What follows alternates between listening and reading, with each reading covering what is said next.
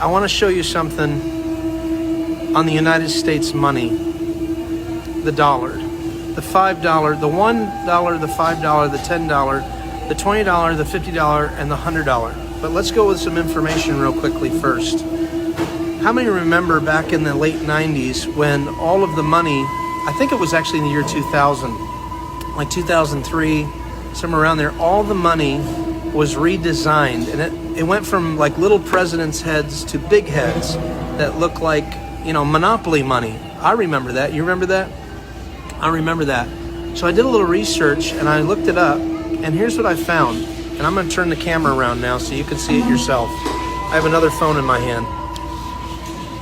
Read this. I typed in Google, when was the money redesigned in the U.S.? Here's the answer. In the first significant design change since the 1920s, U.S. currency is redesigned to incorporate a series of new counterfeit deterrents. Issuance of the new banknotes begins with the $100 note in 1996. Interesting. Followed by the $50 note in 1997, the $20 note in 1998, and the $10 and the $5 notes in the year 2000. Now look at the website. That's uscurrency.gov. You say, Roy, where are you going with this? Oh, buckle up. I'm going to tell you where I'm going with this. I just read you when all the money was redesigned, but it did not go into circulation until 2003. Here is the redesign of the money that you have right now. You can do this right now. Folks, listen to me. We are in an absolute season of exposure of where everything that's been hidden, Jesus says, will be brought to light.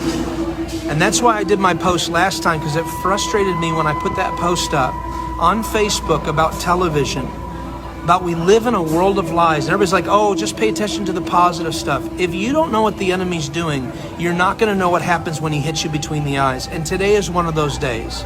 And I've waited till today to do this. Now, this isn't about me. This isn't about the information. And at the end of this broadcast, I'm going to show you what is the result of me showing you this. So let me tell you a story real quick, okay? We're going to start with the $5 bill, shaped like an airplane. I want you to look. What do you see? Do you see two towers standing there like there's nothing wrong with them? Everything's fine, right? That's what they are. The two towers folded like an airplane. Let's move that aside. Let's bring the $10 in. Uh-oh. Something happened. What happened? The towers were hit by something and they appeared to be falling. Let's go to the 20. And now they've fallen even more. Do you see the two towers? What else was hit by an airplane on 9/11? Was it the Pentagon? Let's turn it around. And there is the section of the Pentagon. Let's move on to the 50 now.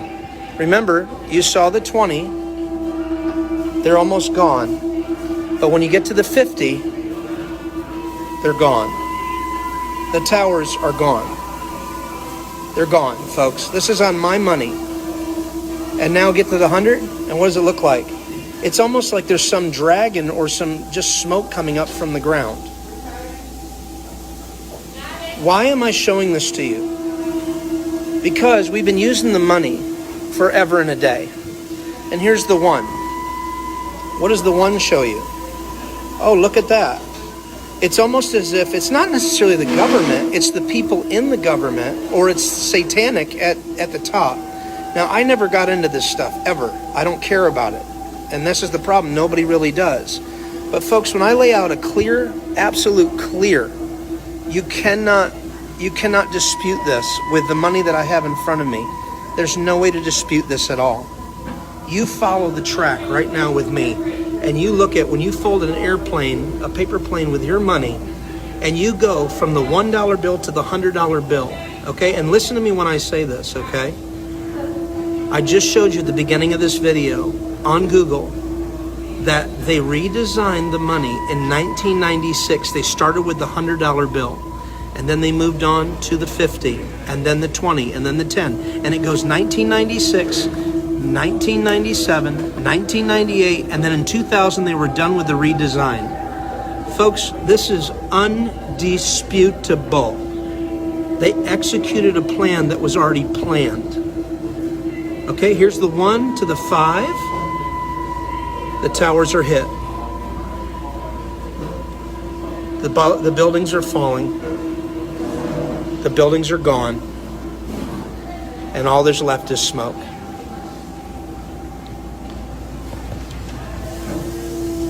This is not a joke. Okay? Now, I can hear some pastor right now. Oh, you're spreading fear. You know, truth is only fearful to those that don't want the truth because they would rather hide themselves from the truth. And you ready for this, folks? If I take the $20 bill right now and I fold it like such in front of you, and this is the mind blower, okay? You tell me what you see when I fold this $20 bill. I'm going to fill the whole. I'm going to cut off his head a little bit here.